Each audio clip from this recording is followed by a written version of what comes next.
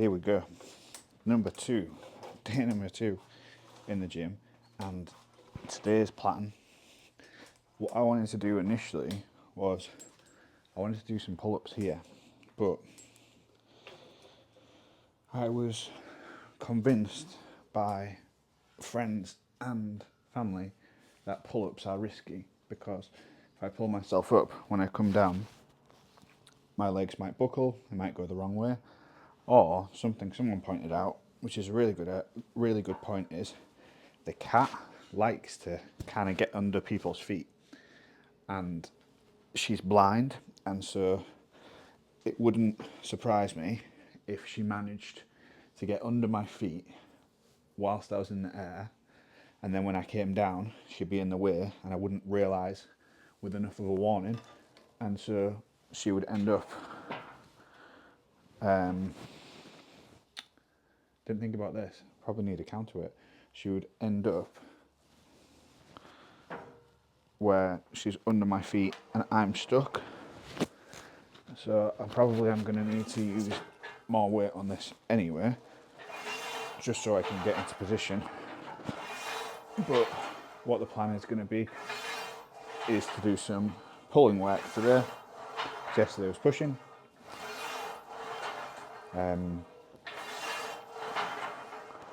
I didn't really think about how I'm going to get this back up there without just dropping it. So that'll be interesting to figure out. Hang on to that. Pull myself up there. Oh, there we go. That's how. So I wanted to do pull-ups, like I said, but I was convinced that pull-ups were not the most sensible of ideas. So I'm not doing that. What I'm going to do instead is pull downs. So I think if I get enough weight on there, then that'll act as like a counterbalance for me to get into position. So that will help. Now from yesterday, I've actually got DOMs in my pecs and in my triceps. So that's different and slightly unexpected, to be honest. Well, I say unexpected, but I mean, I've not really lifted properly in a long time. Like I've done a few bits of like tricep work and stuff. I say tricep, dumbbell work, but nothing crazy. So I can get a 20 kilo plate on there. That's good. I've just been doing the dumbbell stuff, but the dumbbells aren't really heavy enough to elicit any meaningful stimulus for my triceps. So that's probably why. So I've got some DOMs, that's all fine. Pop some music on here. And yeah, it's not really much in the way of exciting news to tell you. I mean, there is like an update, which is great for me, which is that I can now use the commode seat over the toilet in the bathroom, so I no longer have to go to the bathroom in the living room. That's a huge thing. So it means that like Rach doesn't have to basically clean up stuff. Well, she doesn't have to take out my waste, which is obviously great.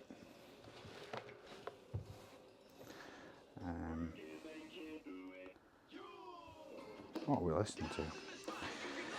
Yeah, so that's like a step in the right direction. And then,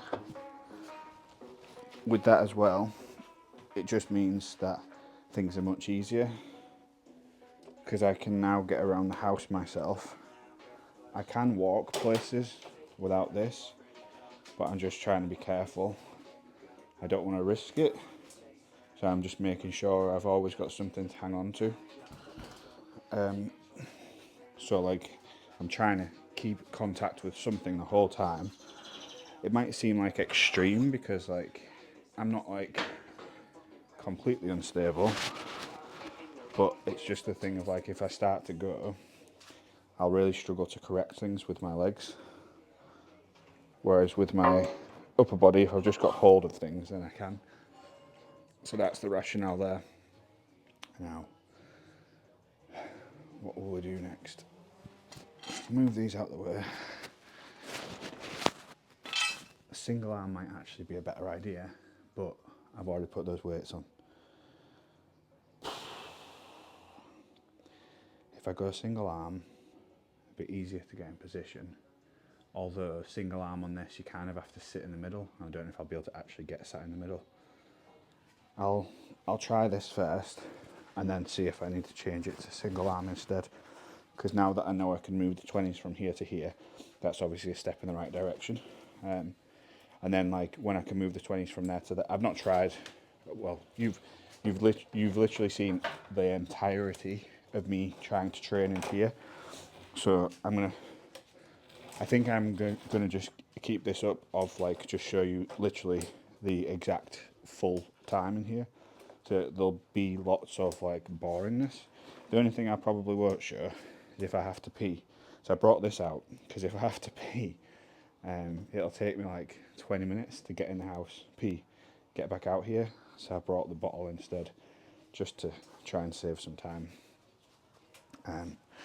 So yeah, gonna do some pull downs. I don't know if I said yesterday, I took some like progress pictures yesterday, and basically my waist is bigger, legs are smaller, my shoulders are smaller, but like it's not as bad as I thought it was going to be. So I've managed to maintain like, I think I was 97 kilos this morning, so like that's not bad at all really. Right, so if I use the weight of this to lower myself down,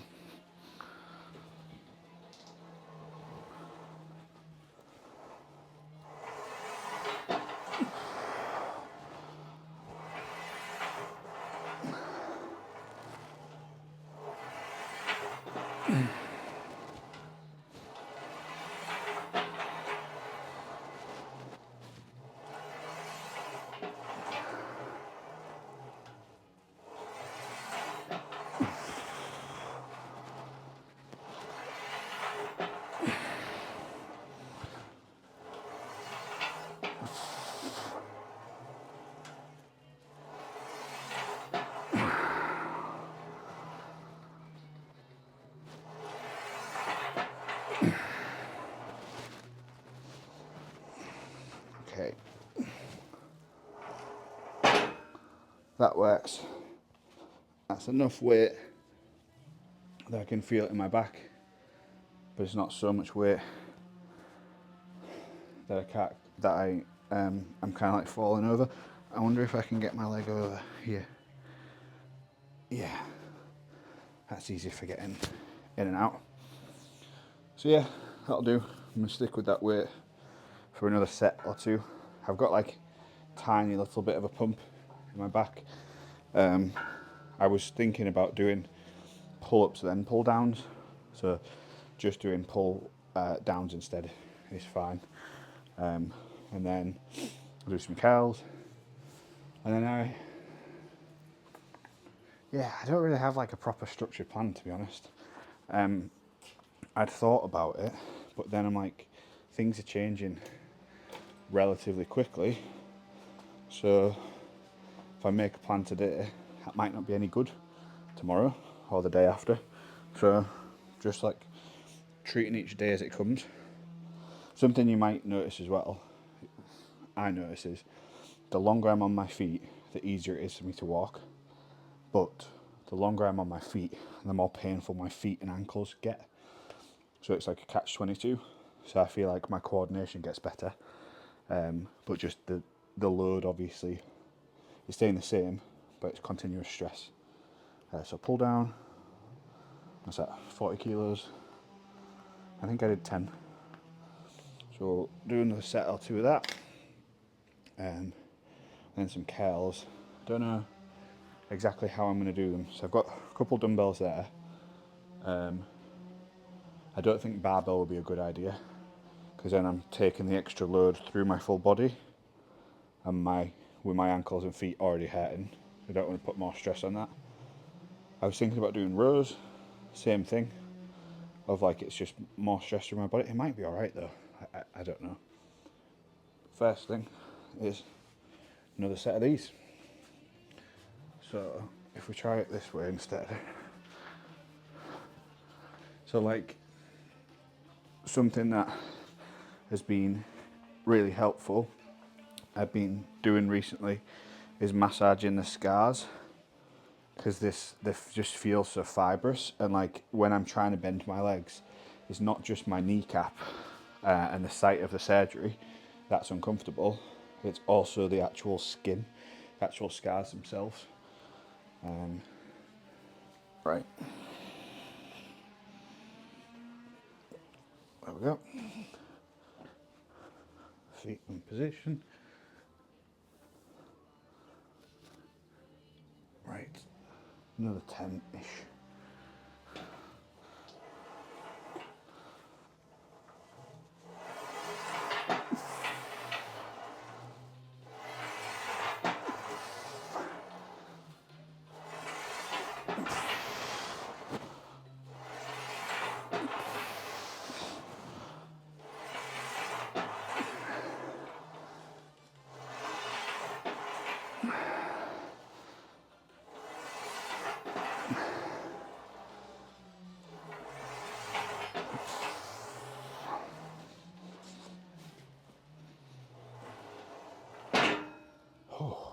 I'm aware that that was only 8 and not 10, but to be honest with you, that felt like it was maybe like an RP 7-ish. And I know I said I don't have a plan. I do have kind of a plan. My kind of a plan is to not do anything above about an RP 6 or so at first, because now I probably don't look like it, but it feels like my back is mega pumped. So like that's enough for today. So it feels like a V shape. Obviously I'm flexing there. I'll probably do this so that I've got something for the thumbnail. So yeah, that's where we're at the minute. Right, next up. Can I do a row safely, or is that going to be painful?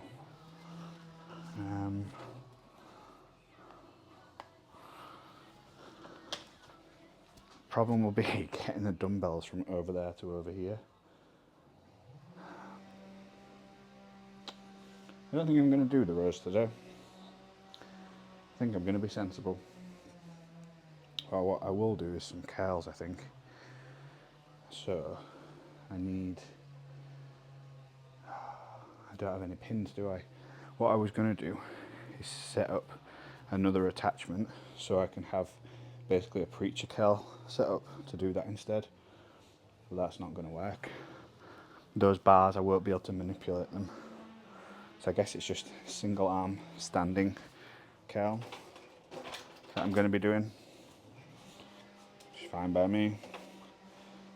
Maybe I'll do a drop set, that's always fun. So that's a 4. I've got a 6 and an 8 in the house, but it's really awkward for me to get them out, and Rach is out at the minute. She's gone swimming. So right, doing these on the bed seated were not ideal. I found them really awkward. I do these standing. I just want to have hold of this for balance, not like to help me as such.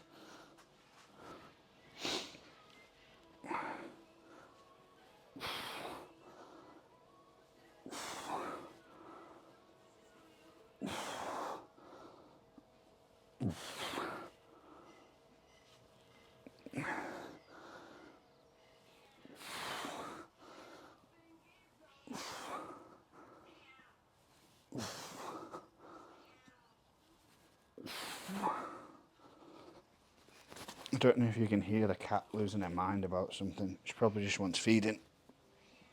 Even though she's got food in her bowl. She's like, you put that food out for me 2 hours ago. I've not finished it all and I want more.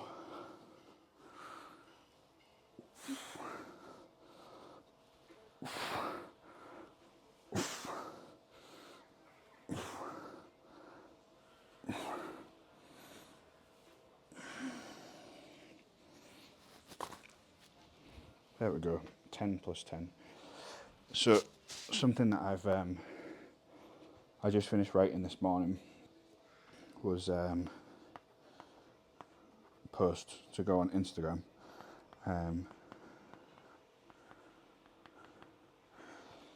About cardio for strength athletes and how being a strength athlete does not preclude you from being fit. So at the minute, I'm not doing any cardio and I can feel it. Like I'm starting to get out of breath doing stuff. Like my just general fitness isn't very good anymore. My resting heart rate has gone up. So now it's like 68-ish. It was in the 50s. My blood pressure stayed the same, so that's good. I find that when I eat super high carb meals, I do have a bit of a energy slump where I didn't used to have that when I was doing more cardio. And like, if you just look at the data, cardio is better for long-term health. There's so many different metrics. So basically the whole point of the post is you should be doing some kind of cardio as a strength athlete, like as any kind of athlete, obviously. But the difference is, in lots of sports, the sport itself and the training for the sport is going to have a cardio component, whereas for strength athletes it doesn't. Like powerlifting specific training is squat, bench, deadlift. Strength and conditioning for powerlifting, people don't really think about, whereas like strength and conditioning for, say like a football player, they're doing cardio in their normal training sessions, practice sessions, and then the strength and conditioning is effectively what we do as the main sport, if that makes sense. So essentially the whole premise is that as a strength athlete, you should be looking after your cardiovascular system. And that's something I'm looking forward to doing. But at the minute, so I've got in the house, I've got my bike desk thing. Problem is I can't do I can't even get close to a full revolution with my leg. I haven't even tried. But like, if I show you my range of motion, that's it on my leg. Same on this side is a bit better. That's like a max hamstring curl. That's all the range of motion is. So I can't do the full revolutions. You can do other things for cardio. I don't practically have something else that's a low enough load that I can do for a sustained duration that is cardio. A ski erg would be great, but obviously I don't have one in here. Wouldn't even be space for one if I did, and I haven't been to a gym yet. It's just not practical. Anyway, I need to do some curls.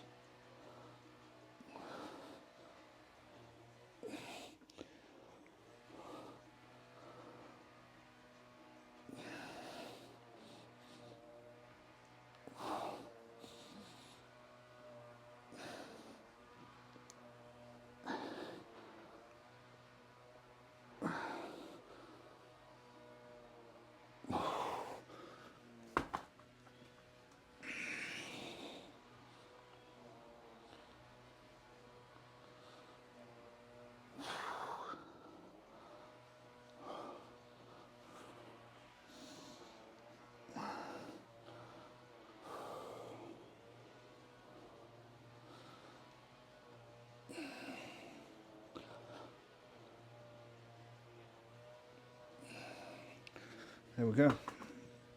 Curls done. Well, one set on each side done. Could probably do more. I mean, I probably will do more, but not yet.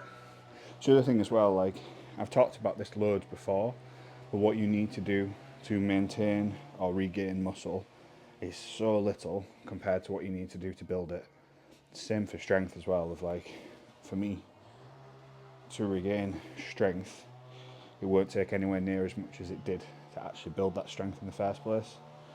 So like, by a month's time, I'll probably be in a similar kind of shape, at least upper body wise, to what I was before the accident.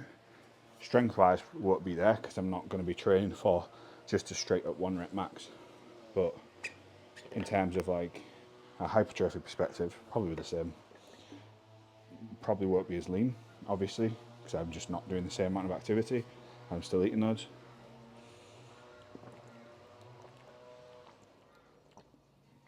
But it is good to know, at least I think it's good to know. I think it's reassuring that like if you do get hurt, it doesn't take that long to come back to things. So like, you get lots and lots of people who like basically are like, you're dealing with this really well, really positive, blah blah blah. I'm like, I appreciate the sentiment, but there isn't really any other way to deal with any of it, I don't think. Like, this has happened, just go on to the next thing that needs doing. There's no point in wallowing or pity or whatever. Like, it just doesn't help anything, does it? It just makes you feel. So the bad thing has happened. What purpose does feeling bad about the bad thing serve? From my perspective, that means you suffer twice. It's like you have the accident, there's the pain and the issues and everything else that comes with it. You get through that, and then that's it. It's done. Don't need to keep dwelling on it from an emotional perspective. Like, obviously there's long-term consequences, there's things to think about, there's things to analyse and be like, right, why did this happen? Is it because of this, this, this and this? Like, there's lots of different reasons, lots of different things to think about, but there's a difference between think and feel, and I just don't think it's conducive to have a pity party. It just doesn't help. Don't get me wrong, there are moments where it's frustrating, or like, there's been moments during the whole situation that have been very frustrating, but not like because of the accident happening, more because of the way things are dealt with that I can't control. So yeah, it's just one of those things. Postman's coming. Wonder if we have anything. Completely oblivious. Just walk straight past to the door. The door around the front of the house. That's good though. Means that I don't have to have a conversation. He's the same guy, and he looks like, if you imagine like California surfer that's high, it's that, but wearing a post office outfit every day, always looks high, sunglasses on regardless of the weather, headphones in, just like completely spaced out. Anyway, so yeah, the dwelling on stuff, it's not useful. There's some stuff, the things that I can't control that are frustrating, but then it's the things that I can control where it's like, did I do the best I could in the situation? There's some things that are probably a no, and there are a lot of things that were a yes. So for example, the food side of things, I really, really struggled in the hospital with food. Like, I ate everything I was given in the hospital, and Rachel brought me more food as well to try and keep my food up. But so I'll do my next set, and then I'll explain, because I don't want to just get cold and get hurt again. So food, that's what I was talking about. I start with the right arm, don't I?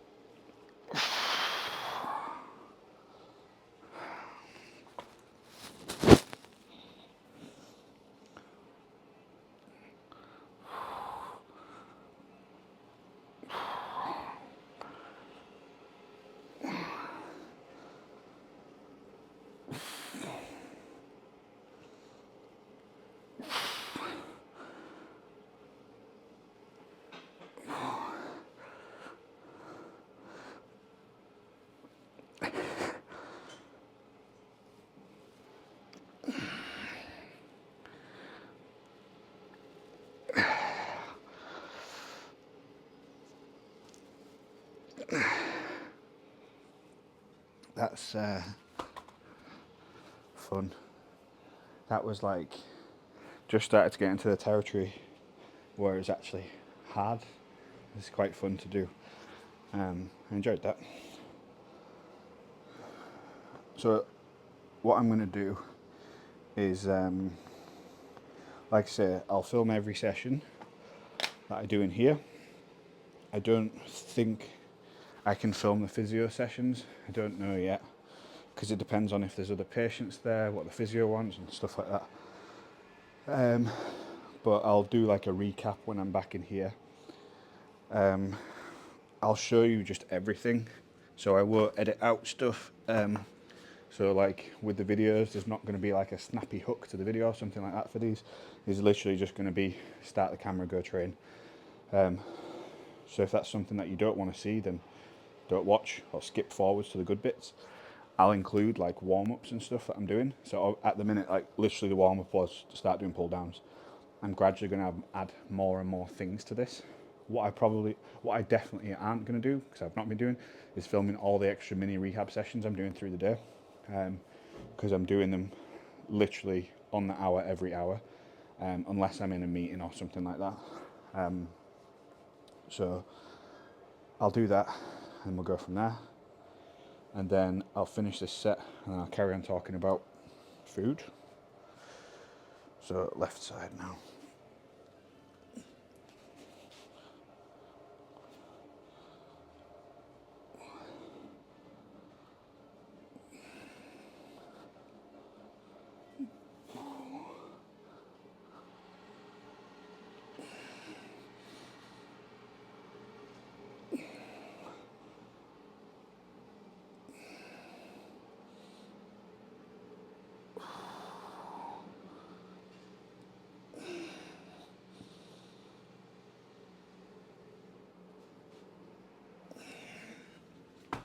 I think that was 10.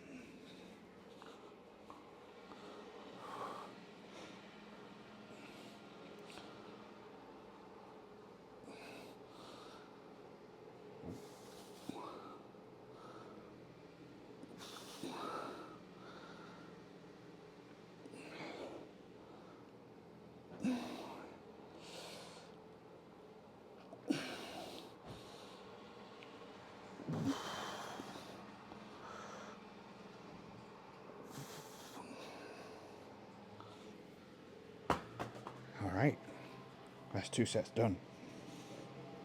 So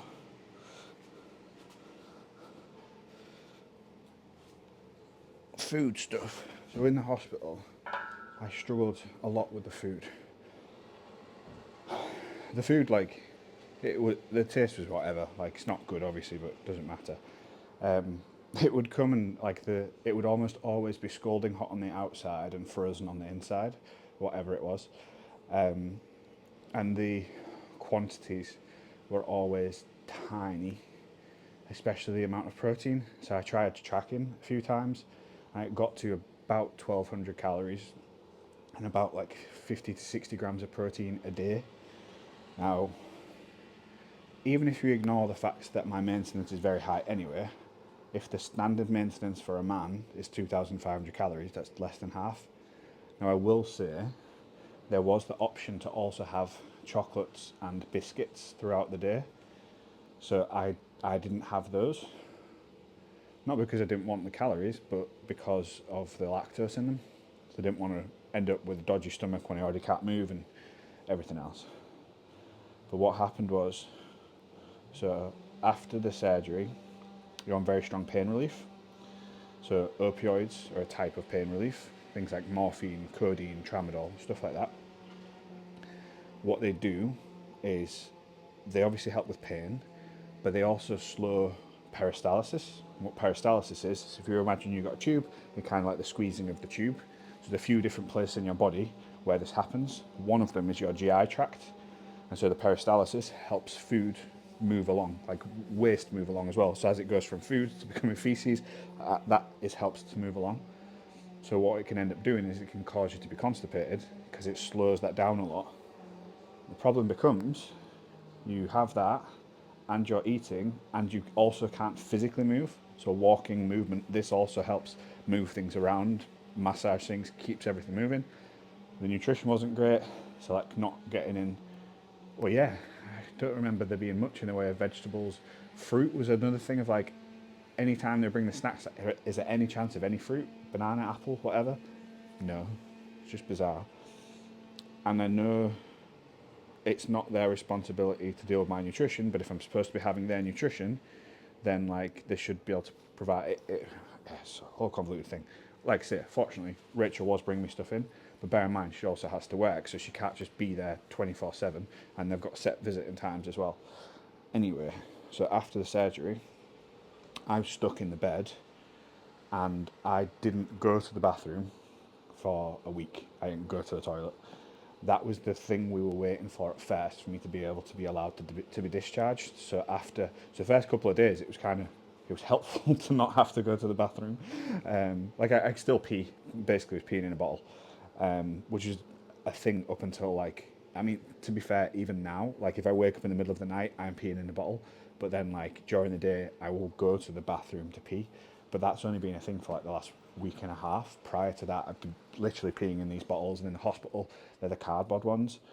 And the thing with that as well is, they're real tight with them. They won't leave you with like 3 or 4 of them. They'll only leave you with one, and then collect that one and bring you another one.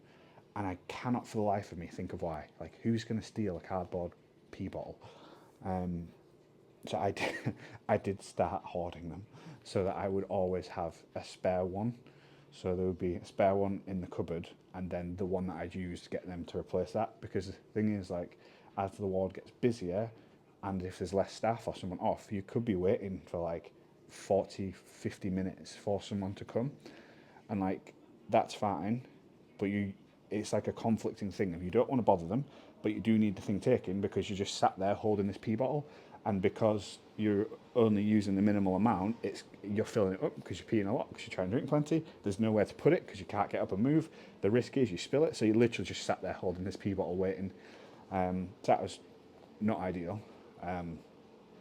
Obviously, when Rach came to visit me, she would go and get rid of it, which is great. But like, if someone doesn't have someone visiting, obviously that's an issue. Anyway, the bathroom thing. So first 3 or 4 days were fine, but then after that, it was so hard to keep eating because you're stuck. Like, it feels like there's nowhere for it to go, and you need to go to the bathroom, but you can't.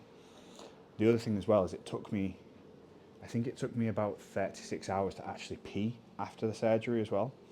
So that wasn't great because I was drinking plenty. My bladder was getting bigger. It got to the point of where there was discussions of having a cath to put in. So I was literally a tube up your penis into your bladder to drain it out. I was not looking forward to that being an option. So fortunately, I managed to pee. But I kid you not, I must have sat there for half an hour trying. And it feels like you're going to go, like you're ready to go, and nothing. And then eventually you go, and it's like the best thing ever.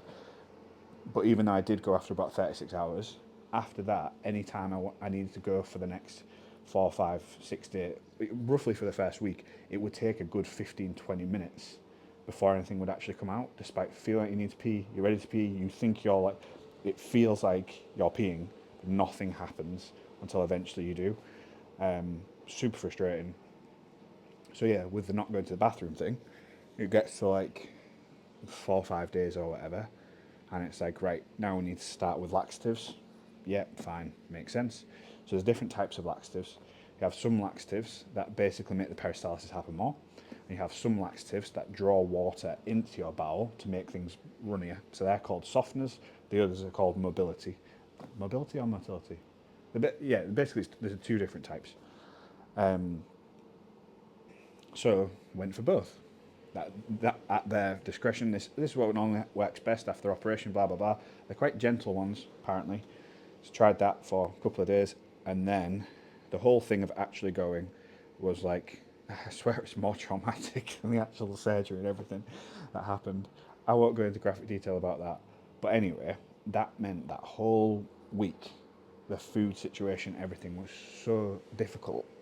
And then eventually, when I could go, it's almost like there's a blockage. The blockage has been sorted, but you've still got all these laxatives going through your body. So then over the next couple of days after that, I kept a tally on my phone because it like was taking the mick at one point. There was one night where from 10 p.m. until 6 a.m. I had to use the toilet. It was 17 times. And the problem with that is every single time I had to get onto the commode next to the bed, back off, on, off, on, off, on, off. Every single time, you have to buzz the staff to bring the commode, then buzz the staff to take the commode away, then buzz the staff the next time, and the next time, and the next time. So that night, they probably hated me, to be honest, because of how often it was. And the thing is, as well, the the the the bucket, the pan in there, is only about that thick. So it's really, really difficult to wipe without just getting your hand in anything. And you could fill out fairly quickly. That was like not great. And then bear in mind as well, I couldn't move either of my legs, and they were painful, and I was on all the drugs, so I was basically high the whole time. It just that whole thing was terrible. So that week or so, I wasn't like feeling sorry for myself or anything. It was more just like I just need to get through another hour, and another hour, and another hour, and another hour, and so on, just to get through it. Like it's one of them things of like it just needed to be done, so that it was done. And like more feel bad for the staff. They're the ones that are having to deal with that kind of thing. Whereas for me, I knew it was a temporary thing, and I would be able to leave. I would eventually be able to go and do other things. Whereas that's what they have to do and deal with day in, day out, day in, day out. I mean, like it reminded me strongly about why I left working in the NHS. I left working as a doctor. Like I have no interest in going back. So yeah, that was one of like the worst periods, like from a mental standpoint, of having to have people help you with going to the bathroom, stuff like that. And like I think I talked about before as well, the pain side of things. Of like, I think what constitutes as bad pain, I'm sure my brain got rewired after the surgery. So I had the accident. At the time of the accident, I feel like I went through all of the stages of grief on the fall down to the floor. And I know that sounds ridiculous, but like I felt it happen. I knew what had happened. I knew what needed to happen next. And I could see the road ahead of like, I'm going to have to go to A&E, then I'm going to have surgery, then I'm going to be in hospital for a few days, then I'm going to have to start doing rehab. It's going to take a very long time. I'm going to have braces. I'm going to have to relearn to walk. I'm going to have a wheelchair. It's going to like, I felt like I knew the trajectory. Obviously, I didn't know the details or anything like that, but it was like I knew that had happened. So like the specifics of getting over the injury mentally, I feel like they happened like the second the injury happened. So then there was the pain of that, which is pretty bad. But then, so I've had kidney stones for reference, so I know what like a bad pain is. I've had that, and say kidney stones was a 10 out of 10 before. When I did this, the snap was like an 8 or 9 out of 10 level of pain across them. But then that settled down like relatively quick. So it was very painful at first. But then over the course of the next hour or two of waiting, it gradually got better. So Rachel brought me over some ibuprofen and paracetamol, like more or less straight away. I asked if she had some. So like that, it definitely took the edge off that and made it like a 6 or a 7 at the time. Over the following week or so, there was like a background level of pain. If I ever tried to move them, the pain went up high, but like it was tolerable. Again, using the kidney stones as a 10 out of 10, base level pain was like a 3-ish. High level pain was getting up to like a 6 or a 7. Then I had the operation. I woke up from the operation and I swear I thought they were still operating on my legs. That was a different level of pain. Like this leg specifically made the kidney stones feel like a 1 out of 10, and this was a 10 out of 10. Like not even close in comparison. So then everything after that, I just felt like nothing. It's been easy. But anyway, that's enough of me rambling for the day. I am going to go and shower, get some food, and that'll be the end. Hello. That was good timing. Yeah, can you just press to turn that off for me, please?